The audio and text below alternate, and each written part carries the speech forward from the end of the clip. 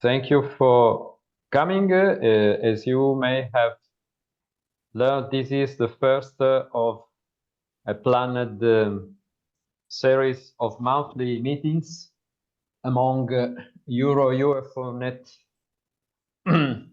members that are going to tell something about each one's nation situation. Germany was, of course, the first one, mostly because Danny is a recent author of an article on this subject, which was published in the Zeitschrift für Anomalistik.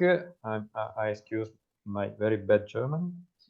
And we asked him to be the first to tell us in real life presentation something about UFOs or UAP, as it's now used to be called, and ufology or UAP research in Germany from the gap viewpoint. And you will probably tell something about what gap is. So I will not take more time and will ask you to take the control of the screen and go on with your own presentation. All right, thank you so much. Hi, I'm Danny Ammon, and I'd like to inform you about UAP research in Germany, especially about the work and projects of the GAP, Mind the Gap, as we say, or you can call it GEP, however, but what is this ominous GEP? Let's start with that. GEP stands in German for Gesellschaft zur Erforschung des UFO-Phänomens, or Society for the Study of the UFO-Phenomenon. And this organization is actually older than me. I'm 44 now, and this organization was founded in 1972, so I wasn't even alive back then. It's pretty old, but not dusty. And we are a non-profit organization with about 200 members in Germany, so we're pretty much the largest UFO or UAP research organization.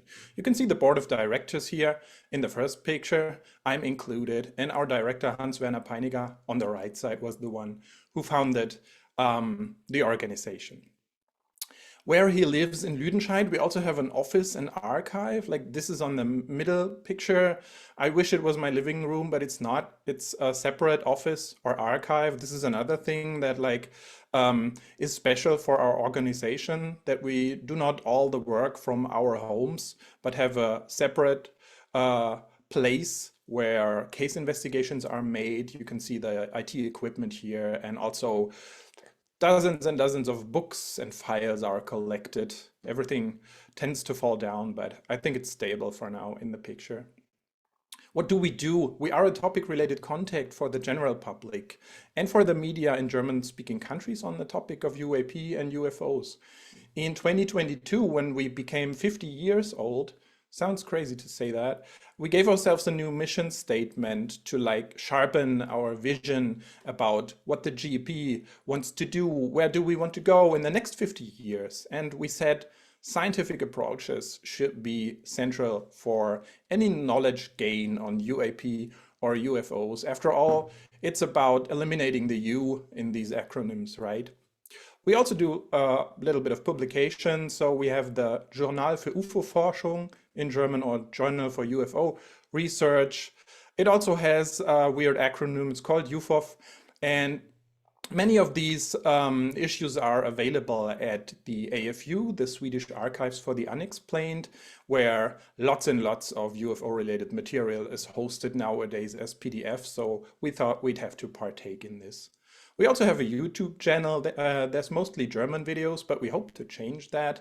It's also just called UFO, so just look for this on there, and you might find some of our members talking about interesting cases or other news about UAP and UFOs there. This is actually something that's running pretty well these days.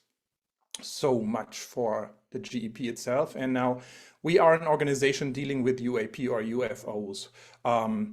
What is central to that, or how do I divide dealing with this topic? How do we do it? And how is my presentation structured? This all is pictured here as 3 different aspects of the same thing, the UAP or UFOs themselves. It's about events after all. Like something happened and that made some person report an unexplained sighting experience or anything to us, and then we go investigating that. What happened? Can we gain data on this certain event, or can we gain data on UAP or UFOs as a whole? And then last but not least, of course, from all the events and from all the data we can gather, we want to gain insight, right? We want to find knowledge. We want to eliminate the U in UFO or UAP. We want to make it known. We want to find out what's behind all this. And of course, also, and this becomes apparent in the rest of the presentation, we want to help others gain knowledge about this, because we are the ones having data now, right? We are the ones investigating.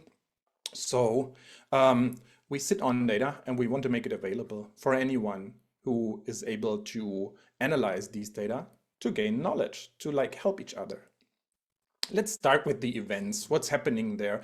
I just told you we are doing case investigations. We have around 5,600 reported and investigated cases since the year 1972. You can reach us via email. We have a Facebook group. There's several channels of reporting today. Of course, in 1972, this was different. People were, of course, using the phone or writing a mail, but it was way slower back then. And today, most reporters, they wish for a WhatsApp group where they can get us an explanation of what they saw in about 10 seconds. That's not possible, of course, but we try to be active on several ways, also on the internet, to just get people to report cases to us. Our case investigators are distributed all over Germany, and our director, Hans-Werner Peiniger, is the one who leads all of the case investigations. What do we use for that? We have a quite methodical approach, and starting in 2011, we worked out a cross-organizational agreement with other German UFO organizations on the items of a UFO questionnaire, where you can see the pictures here. It's quite large and comprehensive because it's meant to be distributed to UFO reporters who are willing to fill out all the forms and do cases that are interesting. Of course, some of the reported cases, or many of the reported cases, maybe have an easy explanation. For us case investigators, we can give an easy explanation. Then maybe a questionnaire is not needed, but wherever it is needed, we have it, and it's also digitally available right now. You can just download it from our website and then try to fill out this PDF form like the modern way and then mail that to us. More methods. We've given ourselves research principles about some kind of good scientific practice about how to do these investigations. Is it just phone calls, or is there more involved? Like, how do we treat witnesses or reporters? What do we do with the data that has been gathered? Can we distribute it? Should we just sit on it and give it out to no one? All of these are laid out in our research principles. You can download them at this URL, and there's also a journal publication forthcoming about these. Hopefully also like igniting a discussion about that. Just some bullet points on this. Our focus is towards a standardization of the whole case investigation topic. What you can see here in the last picture is kind of a process diagram. It's not finished yet, so you're not meant to look at the details. That's why I made it so small. But we are working on it, and we are hoping to also distribute or like publish papers on this work and say, what are the steps in a case investigation? What do you do when someone reports an experience about a UFO to you? What do you do right then? What are the steps, and how do you come to a conclusion? What do you do with all the data? How do you store it? Where do you publish it? And so on. We like to put this into a certain process. Like I said, it's not finished yet, but this is meant by standardization. Like we can, once it's finished, so we are happy with it, we can also distribute this and get into a discussion with other organizations, other researchers, other investigators. Are they doing it the same? Are they doing it differently? That will be of interest to us, of course. What else? Events. That's not only relying on witnesses, of course. Today, especially when it comes to UAP, the new acronym, there are attempts to measure them, right? To eliminate witnesses with all of their perceptive issues and the memory issues, the problems that when you deal with people relating to you, an experience they had. What could you do? You could establish a monitoring station. You can see just an example that we did here. It's a technical development project. Just some members of our organization, they are interested in this kind of stuff, and they use a Raspberry Pi on it's a small single board computer with a camera module. It has to be bought separately in memory medium. They designed a weatherproof housing. You can see it here. Our director is putting it all together, and there's an independent power supply, so you can carry this thing around. And in the last picture, you see it hooked up to the outside of our office. And what could you do with this? We can keep it hooked up to our office in the hope that UAP or UFOs will once visit our office. Another reason why we established it, but they seem to avoid the place. So if any reporters come and say, like every week I see a UAP up there in the sky, why don't we measure it? I mean, I can take photos, but there must be more. We could send out this thing or just carry it to other places. And there's actually something like this station in Hessdalen today. Of course, these kinds of hotspots are interesting to do measurements. Otherwise, the spontaneous nature of UAP makes it not so simple to like catch it on tape or on a Raspberry Pi, as you would say today. But it is something you can do, so why not do it? Why not combine the two approaches? Like, you do not have to exclude one of these. So let's see if we can gather the same data on a phenomenon with this kind of investigation, with this kind of measurement, as we gather with the witnesses. My personal feeling would be no, but that's just my personal feeling. So why not try it? Okay, that's how we deal about the events. And then I said we gather data. Now, what's this all about? Most of the data that we have on UAP cases looks like this. Excuse all the German. It's just about the principles here. This is an article from our UFO, and this is how we document our cases. So what can you see here? The case has a heading to make it interesting to the reader, of course. Otherwise, they would just not open the journal. So got to make it interesting. Then here seems to be a box with some kind of master data. We seem to have an own case number. We put down the date of the sighting and the time and the place and how many witnesses with their names, just shortened or completely anonymized as they wish when they were born. And some kind of classification seems to be here. Also an identification here. And what's the status of the investigation, which are here closed now because there seems to have been found an explanation for this case. And after all the master data comes a lot of free text. You can see this here. Some of this is italic because it's a direct citation of what the witness said or wrote. And then there are some pictures included. And the whole thing, if you call it data, is meant to be read by people. It's not meant to be processed by a computer, right? So, but this is our starting point. And like I said, we started in 1972. Computers back then, I don't know if you know how they looked, but they looked crazy. So, and there was a lot of effort involved to get stuff like this into the computer. And today I can just show you a scanned page of our UFO, which is pretty old here. It's number 128. So that's easy today, but it wasn't yesterday. So we have to change our attitude in dealing with all of this data throughout the decades of UFO research that we do today. What do I mean by that? I mean that you can differentiate the data that we have. I just did. I said there's master data, that's structured data, like dates of sightings. They all have the same data type, right? It's dates or times. A computer can work with that, can process that. Unstructured data, not so much. So much free text and maybe names in there, maybe UFO shapes in there, whatever might be interesting or not interesting for research, it's not as easy to process that. Although with modern techniques like AI, machine learning techniques, large language models, this becomes more and more approachable, but with some kind of statistical probability, right? As you might all know, ChatGPT is not correct 100% of the time. And that would also include any algorithms which we might want to use to process unstructured data. So we just need to be aware of this. There's also metadata included, and metadata is totally interesting because it says more about the investigated case, for example. Was there a case investigator? What was the name? Was the investigation on site? Did they personally speak to the experiencer, to the witness?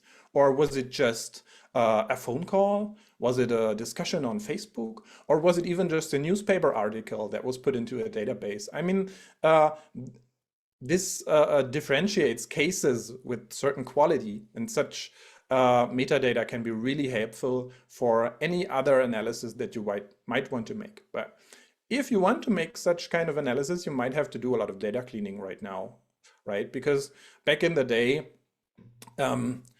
what kind of dot is between the hours and the minutes of the time? Who cares when you just use a typewriter to write it down?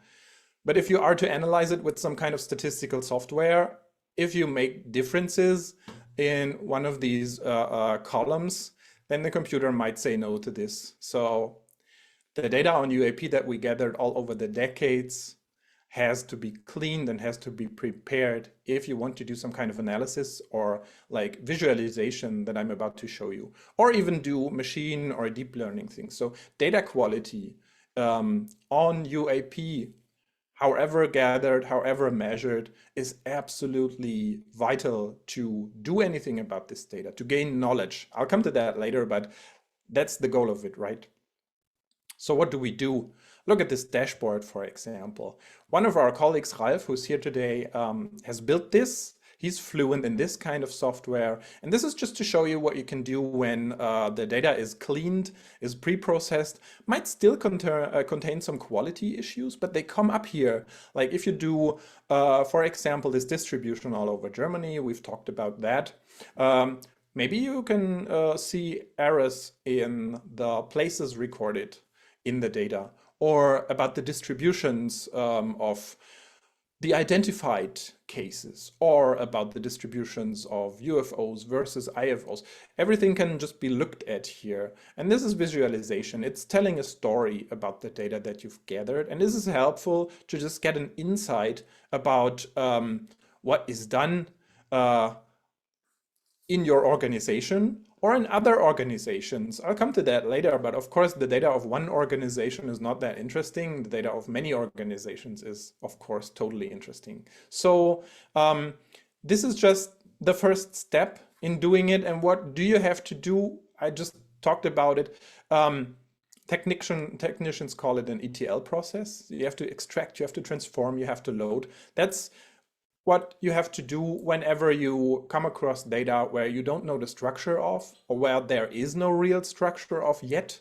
You have to get the raw data from any sources and then make it ready for use, like transform it to your beloved format and to your beloved statistics tool, and then just analyze and tell a story with it to gain some insight, gain some knowledge. Like this is what you do with all this data. And if it's done differently in each organization, for each researcher, for each investigator, you have to do it all over again whenever you want to include another data source. And this, of course, gives exponential problems in the future when we want to gain knowledge, like internationally, about UFOs or UAP. So is there a solution to that? Maybe an approach, and it's called FAIR data. This is quite hyped in science right now because it's part of the open data and FAIR data approaches that say what researchers do in science should be transparent from the beginning to everyone who likes to understand, comprehend what is done here. And that means data that you worked with should be findable. Where is it actually? Is every data on UAP that we would need to answer some question, some hypothesis findable for us? I guess not. So that's not an easy thing to do. Also accessible. Maybe you find the data, but you can't access it for whatever reason. That's also a problem. So data should be accessible to do research on it. Interoperability is what I've just talked about before. Do you have to do ETL each time because there's different data structures? Everyone designs and maintains their own database. They all differ from each other, but the topic is all the same as UFOs or UAP. So why not make interfaces or make a common data model? I'll come to that right now. Reusability is the last but not least one. if you already did analysis, if you already gained insight, if you already produced results, make all of these also available, because someone else might be working with these results, like stepping a step further, using data that has been analyzed before to do another analysis, to do a replication study, something like this. So this is its principles about how data should be treated, how data should be if you want to work with it scientifically. Findable, accessible, interoperable, reusable. And as long as we use different databases, it's not. And as long as data is hidden and not usable, it's not. I mean, it's not easy to achieve these. Also in scientific communities, this is known. It's not true that all scientific data adheres to the FAIR principles right now. Of course not. This is something to strive for. This is something to try to achieve. And what I say is we might want to achieve this too. So we might want to deal with how can we store information about UAP, UFO experiences, events in a database. How can we transform this from one database to another? Should there be open interfaces, for example? And if we have those, can we do analysis on different databases through these interfaces, like easily? I mean, the hard way, I just sketched several times, like it's doing ETL over and over again. It's really a hard way. But once you have accomplished this task and there is compatibility, there's interoperability between different technical solutions, then analysis and visualizations, and of course the pursuing of certain hypotheses, like let's look in the data for my research question, I want to answer it, becomes much more easy, as if you would just, oh, I need to start with this database because if I include more data, I would have to write more ETL processes, more analysis processes. And of course, as I already said, any type of interesting AI or ML services could also profit from common interfaces, a common data model, something like this. And of course, we should not start from scratch here. UFO databases accompany the topic since its beginning. I mean, in the beginning, computers looked weird, I already told you, but I mean, from the start, people were trying to build databases on this. And every person, every organization that does this comes up with their own idea about how to structure it, and they've made up their mind. I mean, they've had reasons for structuring their database the way they did. So I think it's worth the effort to analyze that and find out what they do, why they do it, and why the next database differs from the first one. What's the difference? Why did they do it differently? And maybe from all of this work, we can find out what we have in common. That's why it's called common data model. And it's a common data model that paves the way for interfaces that allow analysis, visualizations, or even AI and ML on all of the UAP data, like worldwide. That's a vision now. Last but not least, how do we do it? Why do we do all this? How do we do all this? I've touched upon, but why do we do all this? We want to gain knowledge. Like I said, eliminate the U.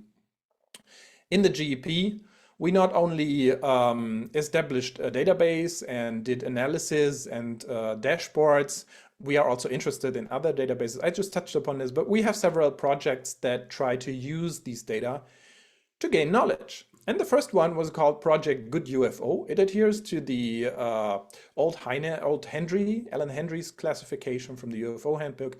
And we use this after the investigation of a case to like give it, put it in a certain category so that we can differentiate. And that's what was meant by Henry. He wanted to say with Good UFO that these are unexplained cases that are not easy to explain.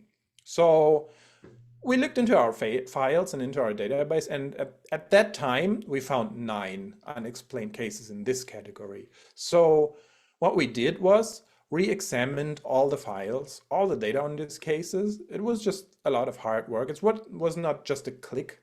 And what we wanted to do is to find, are there indications for any conventional explanations to these cases now? Or do the data point to a coherent unknown phenomenon behind all of these 9 unexplained cases? Or would it be several unknown phenomena? I mean, even this simple question is not we do not have any kind of hypothesis for today, any kind of valid approach to answer about UFOs today. So we said, let's start with our own data. I mean, we've gathered it, it's ours, so let's just start by that. Unfortunately, the results were inconclusive because it's just 9 cases. It's not enough. So we said, okay, that was good UFO. Why not head over to problematic UFO cases? I mean, we have lots and lots of them, way more than 9. And could be a good starting point for the second project. And then we found out, oh, why did someone give the classification of good UFO to this case, but problematic UFO to this other case? What are the criteria? Let's look it up in the UFO handbook of Alan Hendry, and you see the criteria are not that good. They are not that intersubjectively valid. And that comes, it becomes a bigger problem when you see what's behind it, because what we want to do, of course, we want to put categories to the strangeness of cases and say the stranger the case, the more it's a good UFO, best UFO, that's so strange that no one can explain it, and so on. What is explicitly strange in UFO experiences? There are certain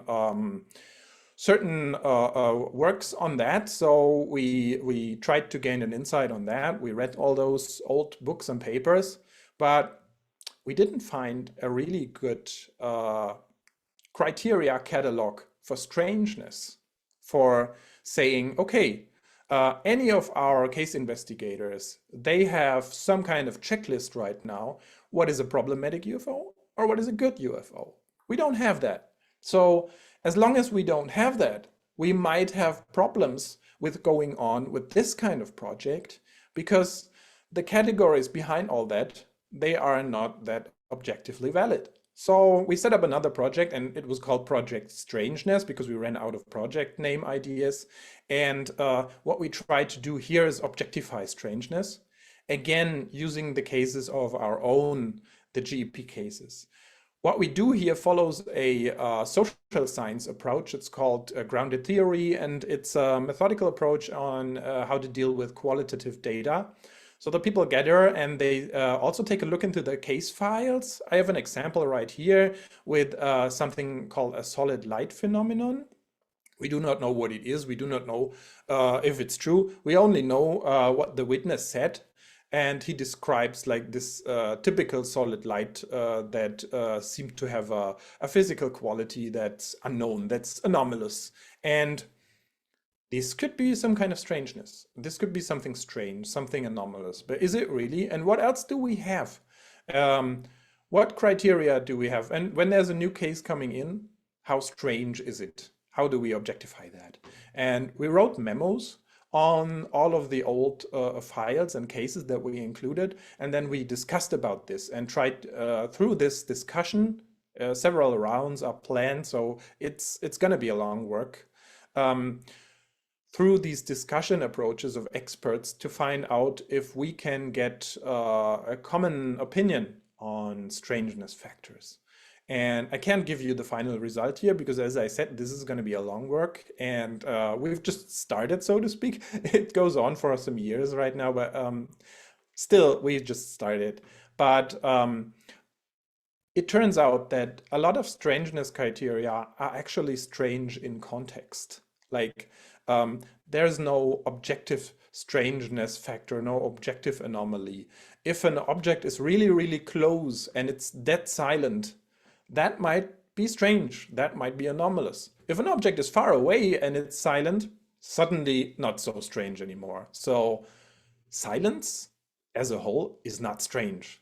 It has to be seen in context. And a lot of factors or criteria that we found pointed to these contexts. There are just some that are strange on their own, and the solid lights are one of these.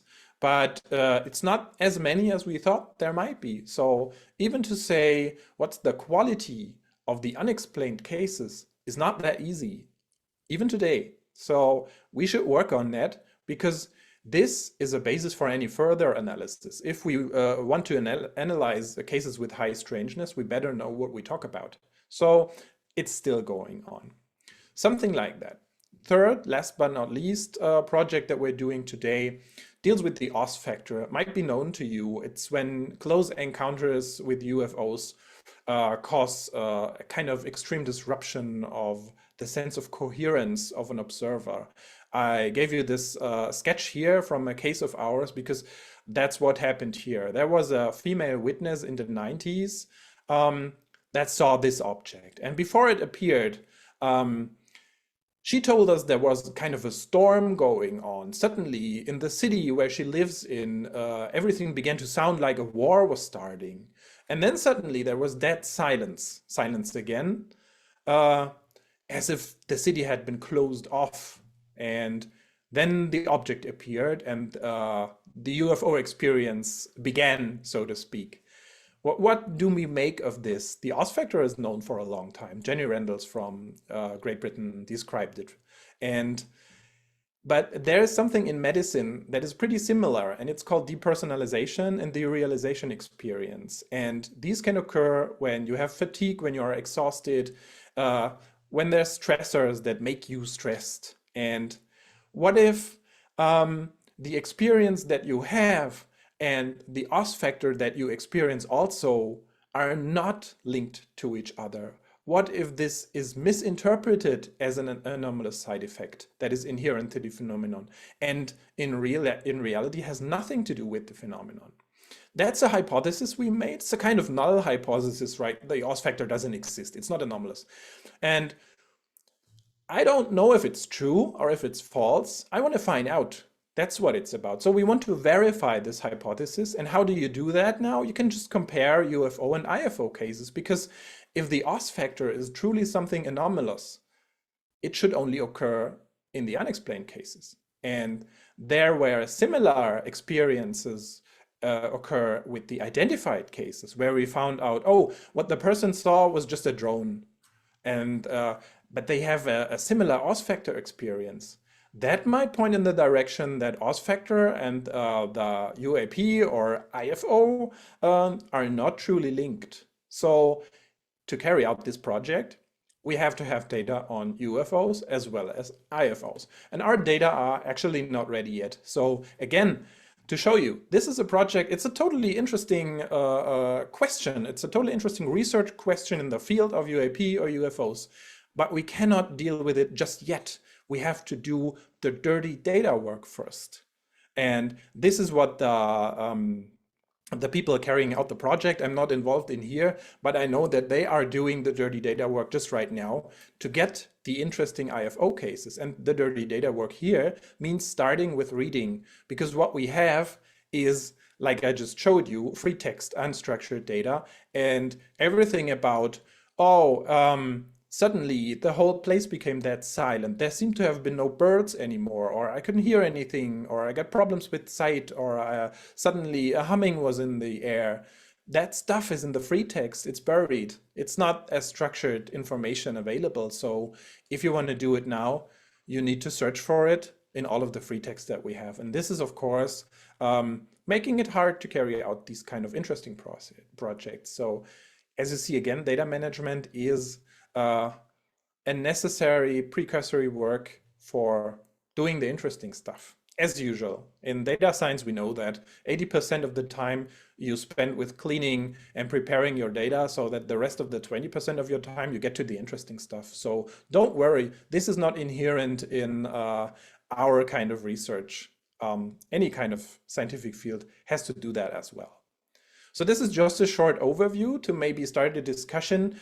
Just to repeat, these are the three pillars that the GEP is working on in Germany right now. We are continuing our case investigations.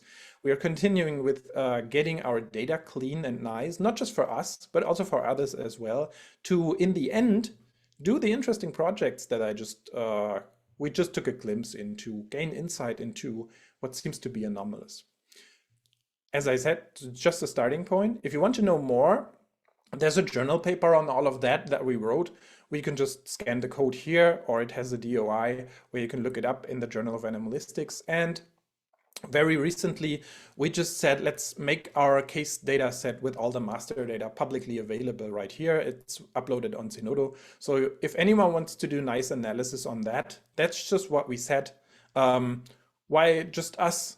Somebody else might come up with an interesting case or an interesting hypothesis, just as the one or the ones I showed you. Why should they not use our data? So this is the first step in a kind of open data approach. Make publicly available what we are allowed to make publicly available. Of course, data on the witnesses are protected by the GDPR because it's personal data, but this is not included here. So it's all cut off, but all the other interesting data is included. So if you're interested, take a peek into that. We'd be happy to receive any comments also on data quality or on how to enriching it. Would be a totally interesting discussion. So I hope I could give you some small insight in what we're doing in the GEP in Germany. Anything else is also on this URL. Thank you so much for listening today, and I'm looking forward to your comments and questions right now. Thanks.